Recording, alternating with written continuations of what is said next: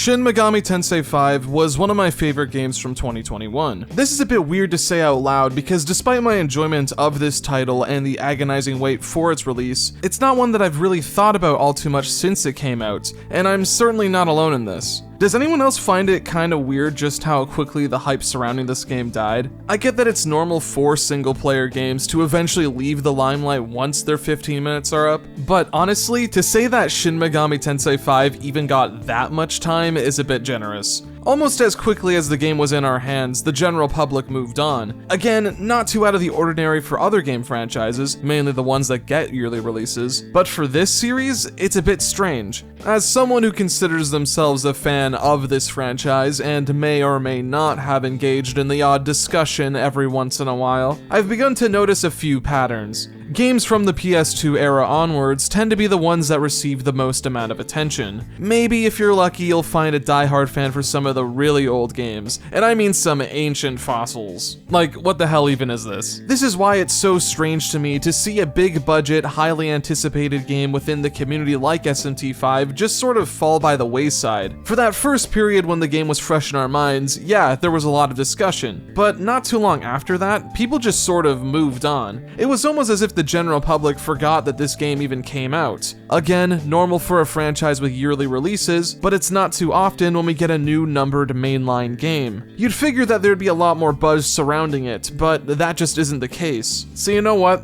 That's what we're going to be doing for today's video. It's been about 3 years since the release of the original game, and with Shin Megami Tensei V Vengeance just on the horizon, I think it's time to take a look back and truly analyze why the original SMT5 failed to leave an impact. But first, let me tell you about today's sponsor, War Thunder. War Thunder is the most comprehensive vehicle combat game ever made. There are over 2,500 vehicles to take control from over 10 different nations, ranging from biplanes, tanks, armored cars, fighter jets, ships, and helicopters from the 1920s all the way up to the modern ones. Every single one of them is highly detailed, and the amazing sound design helps truly capture the feeling of piloting these machines. You're even able to customize your vehicles to help give yourself an edge in combat or to match your preferred aesthetic. One of War Thunder's best qualities is how accessible it is. There are game modes for the casual audience looking to have some fast-paced fun, but there's also a competitive mode for those looking to flex those strategic muscles. Or if you're really feeling up to the challenge, you can try your hand at the simulation mode, a game mode that drops all guardrails to offer a more realistic experience. Combine this with the game's amazing graphics and sounds, and you'll find yourself almost believing you're really on the battlefield. With a worldwide community of over 70 million players and a constant stream of updates, there's always something fun and engaging to check out. But the best part about all of this is that War Thunder is absolutely free to play. The game is available for PS4, PS5, Xbox Series S and X, Xbox One, and PC. By signing up using my link in the description or pinned comment, new players and ones who are inactive for at least 6 months will be able to claim a massive bonus pack that includes multiple premium vehicles, a premium account, exclusive vehicle decor, and much more. But act quickly because this offer is only available for limited time only. Once again, thank you to War Thunder for sponsoring today's video. I was really looking forward to replaying SMT5 for this video. I remember in my original review I did a few years ago, I was absolutely in love with the game, mostly from a mechanical and design standpoint. The name of the game this time is Exploration and Scale. Shin Megami Tensei V is still a linear game at the end of the day, but unlike its predecessors, there's a lot more opportunities to go off the beaten path and discover some goodies. Exploration is encouraged and rewarded through the revamped character progression. Items to upgrade the Nahobino's natural affinities and skills are littered all over the place. Sometimes they're sitting out in the open, or are rewards for completing various side quests. Along the way, you might even come across a daunting demon that's best avoided until you're strong enough to finally take them on and make them your own. Combine this with the combat system that we all know and love, and you've got yourself a recipe for success. This is true both critically and financially. SMT5 scored rather well, and it's easily the best-selling mainline title in the franchise. 1 million copies is no small feat for a relatively obscure JRPG series, especially one being released exclusively on a platform with the exact opposite target demographic. For a while, it seemed as though this was going to be the big break the franchise deserved, almost like the blow up that Persona 5 had when it first released. But after a few weeks of buzz, all discussion surrounding SMT5 just sort of fizzled out without any fanfare. When it comes to the more casual fans of video games, yeah, that makes sense and is to be expected. But for the hardcore fanbase that lives and breathes this shit, I'm surprised at how little they cared about this game. After mulling it over for a bit and discussing the topic with a few friends, I think I can finally understand the reason why all of this happened. SMT5's desire to reinvent gameplay mechanics and design is admirable. However, this innovation isn't really something that general audiences care about all too much. As someone who's played these games to near death at this point, I'm able to appreciate a lot of the changes brought to the table. Stuff like reverse Compendium fusion is great, demon essences add a lot of decision making to character building, and the Magatsuhi gauge gives the combat an extra layer of choice. It's all some good stuff, but the thing is, these alterations are only noticeable if you're already knee-deep into this franchise. John Mann on the street isn't going to start caring about Shin Megami Tensei just because people are saying it has good gameplay. While there is an audience that puts tremendous value in this stuff, it's ultimately a minority of the player base. When a game like Soul Hackers is brought up in the conversation, your first thoughts are probably not going to be in the demon personality types or the magnetite system. You're going to be thinking of that style, the grounded 90s digital hellscape, the UI that has the aesthetic of computer monitors, the legendary character and demon designs. Sure, the dungeon crawling and combat is important to the overall Soul Hackers experience, but it's not what exclusively defined what this game was, and it sure as hell isn't what people remember about it. Megami Tensei as a whole has always had solid gameplay mechanics and design. I can only think of a few that are outright bad in this regard, and for a franchise that's been going on for as long as it has, that's pretty impressive. However, since these games have always had good systems in place, it's left to the elements surrounding that core gameplay to help distinguish these titles, and it's here when SMT5 really starts to falter. To put it bluntly, Shin Megami Tensei V, both narratively and visually, lacks a unique identity. Whether that's because certain ideas are undercooked, or because there's too much emphasis placed on invoking the spirit of past games. I'm surprised that this topic was never brought up that much, but this game really likes SMT Nocturne, to the point where it feels as though 5 is more so interested in being a spiritual successor to it, rather than something wholly original in its own right. If you take a step back and compare these two games side by side, then it's easy to notice a lot of the similarities. In both of these games, you play as a high school student who, after surviving a cataclysmic event, is granted incredible demonic power.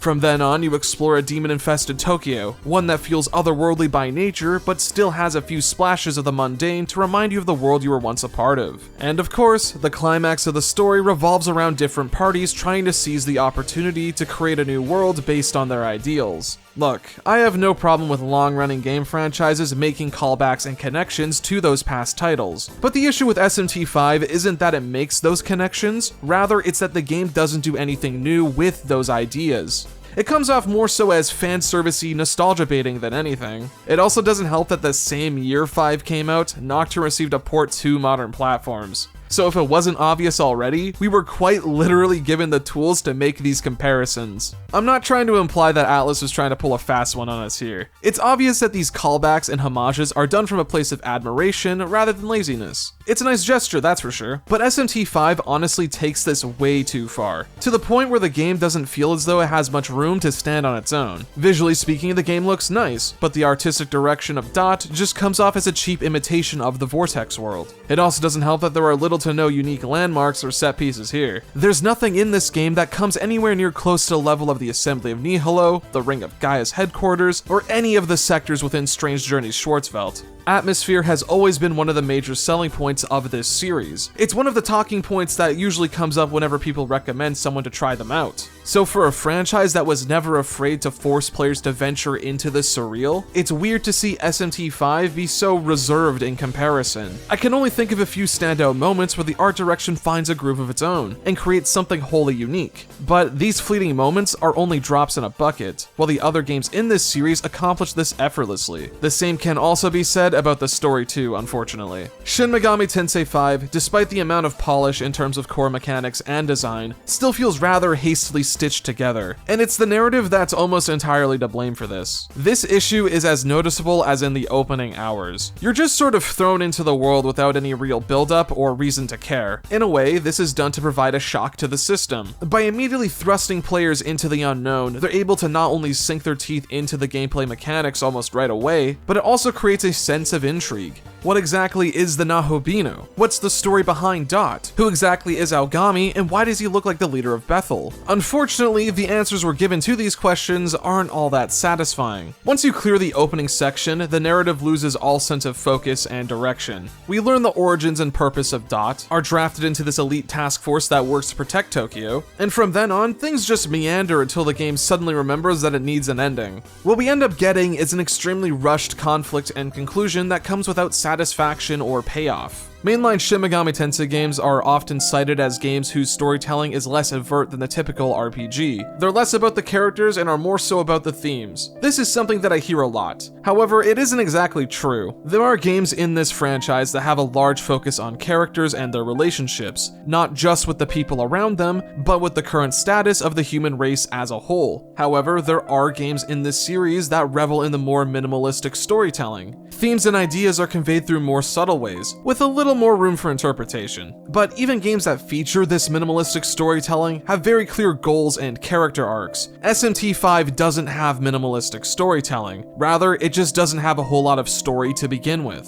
Characters that are introduced and initially seem important ultimately fall by the wayside. Events in the story are stitched together with no real cohesion, making the plot feel very episodic. I remember back in my original video, I mentioned that it felt as though there was a large chunk of this game cut out, and after completing my recent playthrough, I decided to do some digging and found some interesting trivia. Back in 2017, when this game was first announced, Famitsu conducted an interview with the game's producer. This interview mentions various topics, but the one that stood out to me the most was what Yamai said about the game's story. He said that a big goal for SMT 5's story would be to capture the uncertainty and fear of the current world, citing some specific topics like unemployment, terrorism, and nuclear warfare. Maybe that was the case at some point during the game's development, but it doesn't show in the end product. I mean, there are glimpses of the concept, but what this results in is one of the most surface-level anti-bullying messages you can come up with. There are after-school specials that tackle this subject matter in more nuanced and impactful ways. Shin Megami Tensei V feels like a game with something to say about the current state of the world, but there's just no commitment to that, and as a result, the game is severely lacking thematically, which, might I remind you, is a big part of the appeal of this franchise. So why did this happen? What went on behind the scenes that caused SMT 5 to go through the dramatic changes that it did? Unfortunately, without any confirmation from the developers, I can't answer that question. Going through interviews and the art book paints a very different picture than the game we got. There are a lot of interesting ideas that were either cut or were severely neutered for one reason or another. While it would be easy to use real-world events as a scapegoat answer, I don't believe that it's the sole cause for all of this. SMT 5 entered full production in 2018. However, this doesn't mean that development wasn't already in progress beforehand. The earliest trailers of the game show off some close to finalized character designs, with some work-in-progress models. This trailer is pretty interesting in retrospect, since it paints a very different picture of what this story was going for. Of course, rewrites are only natural, aspects of every story are bound to change over the years, but when the finalized script we got is barely held together as is, I'm inclined to believe that something disastrous happened behind the scenes, and this was the best that they could salvage. And yeah, that does suck to see. The original SMT 5 exists in a very strange position. It's a game that's simultaneously the franchise at its best in a gameplay sense, but one of the least interesting and creative everywhere else. What this results in is a game that's fun to play in the moment, but one that struggles to truly leave any lasting impact on its player base. And for a game that was being hyped up as the next big step for the entire series, it's disappointing to see what its legacy has become. To a lot of people, Shin Megami Tensei V is known as the game that failed to live up to the expectations set by previous titles, but that's not to say that this is a hopeless situation. At the time of writing this, it was recently announced that SMT 5 is getting an enhanced re-release on every major platform. It's gonna have all the typical stuff you expect: gameplay tweaks, new demons, new DLC, and of course, new story content. However, Atlus is doing something a bit interesting this time around. Instead of rewriting the current story to shove in a new character, they're instead giving players the option to experience a new campaign entirely. It's up to debate as to whether or not it'll be any good. However, the fact that they're doing something this drastic, while also publicly acknowledging that the original story was undercooked, has me interested to say the least.